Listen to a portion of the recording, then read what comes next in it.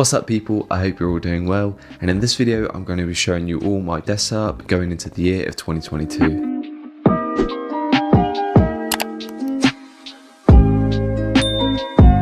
Being that I work from home and that I spend a lot of time at this desk, I decided to put some more thought into the setup and try to make it as comfortable as possible, all whilst trying to improve my productivity whilst I'm working as well. So about a month or so ago, I decided to completely change everything and give it all a redo. And for me, this meant new hardware, a new desk, new devices, new screen and new decor, so it was literally a completely new revamp. I was basically making a switch from an iMac setup to a new MacBook Pro setup, and this was simply because I wanted the freedom of being able to take the laptop with me wherever I was and still get work done. So at the time it just made sense for me to go ahead and get a new setup, that way I can make sure that everything was compatible with my new hardware. So on the topic of hardware, the laptop that I went with is the 2021 16-inch MacBook Pro, and I went with the M1 Pro chip version, which also comes with the 1TB of storage and a 16-core GPU. But as for the memory, I actually had this upgraded to the 32GB of RAM, and this is simply because I know that my workflow involves a lot of softwares being open at the same time, which is stuff like Photoshop, Illustrator, Premiere Pro and softwares like that. So to have all of those running at the same time, I need to make sure there's a high RAM for that. And also I didn't want to notice any difference or a sort of a downgrade from my iMac. So usually when working at my desk, I'll actually have the laptop in clamshell mode, that way it can go under the monitor stand here and I can actually work from a larger screen. And this screen actually happens to be the Samsung 28-inch 4K Ultra HD LED monitor, and this is actually a great option for those who are looking for a reasonably priced monitor, as it also comes with IPS, which is great if you want to color match what you see on the screen to what you would usually see on your laptop screen as well. Being that I literally live on Photoshop, Premiere Pro and Lightroom and softwares like that from Adobe, I had to make sure that the colors that I'm seeing on this screen were actually color matched to what I would usually see on the MacBook screen. And the one other thing that actually sold me on this monitor was the fact that it's 28 inches, and previously I was working from a 27-inch iMac, so it's great having to not worry about too much of a difference or adjusting to the screen size. Then moving on, I also have this LED monitor lamp, which is great for shining a light directly onto the keyboard and mouse, and especially at night when I need to be typing. It's great because this keyboard doesn't actually have any LEDs, so it's good for that. And the other great thing is it doesn't actually shine any light directly into my eyes, or it doesn't shine it onto the screen to give it any sort of glare, so it really is a great extra tool. So next up, I may as well speak on the Apple keyboard and the Apple mouse, and I can't lie, these were an absolute pain to get hold of because I'm pretty sure Apple had discounted them in the summer of 2021. So luckily enough, I was actually able to get this one on Amazon for a fairly cheap price. But as for the mouse, I actually had to go through Facebook Marketplace and buy it secondhand because I just simply couldn't get hold of it anywhere online brand new.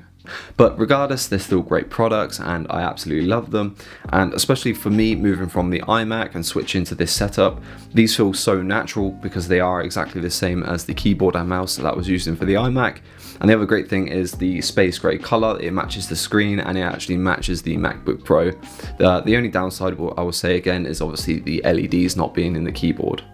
But then beneath that we have this Iona leather mouse pad, which is perfect in actually protecting the surface of the desk from obviously scratching it from the mouse, and it's also great in actually gripping the keyboard so that doesn't slide about when I'm typing. So this is another great addition to the setup as well.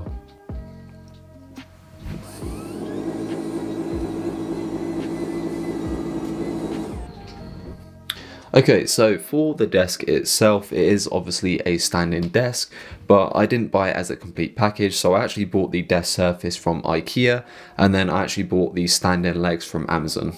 Now honestly, I can't remember the name of the desk surface that I got from IKEA, but I will try to list everything down in the description for you guys, so if you are curious about anything in this video, I will try to name it and list it in the description. But yeah, this desk has literally been a lifesaver for me, so not only for my back from being sat down from 8 to 9 hours a day, but it's massively helped with my productivity because when you're sat down down for 2 to 3 hours and you start to get restless, it's good to just be able to throw the desk up and actually stand there for a while, and it actually keeps me at my desk, which means in turn I'm actually getting more work done throughout the day. So it's just great for that, and it's great to just be comfortable while you're working. Now, to help keep the desk surface tidy, I actually went ahead and got this monitor stand. That way I can tuck a lot of the stuff underneath. So as an example, the laptop can go under here when in clamshell mode. So the monitor stand was actually constructed using some laminated wood from a hardware store, which I then had cut down to size to fit the desk, and the small silver legs were purchased from IKEA. One of the other main reasons I went ahead and got this stand was because of course it's going to raise the monitor, so now it's actually at eye level, so I'm not breaking my neck all day trying to look down at it. There's also one other cool feature that I've added to this monitor stand, and that will be these LED strips. And these are quite nice because you won't actually see the LEDs directly, as they're obviously sat underneath.